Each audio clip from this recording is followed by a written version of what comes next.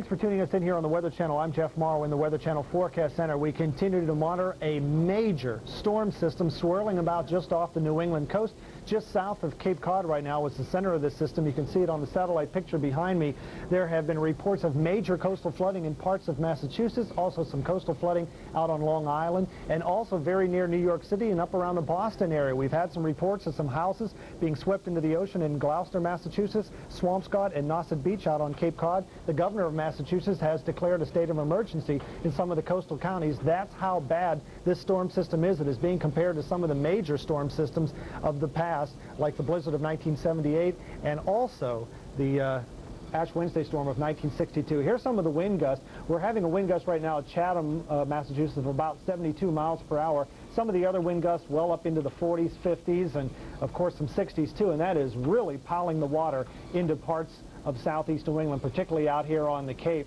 Again, we're getting some reports of some major coastal flooding, bands of showers moving in from this system. The center of the system way down to the south of Cape Cod right now are well over 40 and 50 feet at times. Some folks out, but they were basically battening down the hatches. This house, unfortunately, taking water at an enormous rate right into the living room. Forecast Center meteorologist Stu Ostro. And Stu, a major storm system, not a hurricane, but the winds are just as strong. That's absolutely correct, Jeff. We don't want anybody to take this lightly just because it doesn't have an official male or female name. It's just as bad as many a minimal hurricane. In fact, in some ways it can be worse. Okay, they're getting pretty bad surf and overwash now. What is the forecast for this system? Where do we think it's going to go? Well, we can see the center, almost an eye-like feature here. We can also see it on the satellite photo, drifting off to the west, and we do see it beginning to curve when this goes into motion. We'll see it beginning to curve a little bit more toward the west-southwest.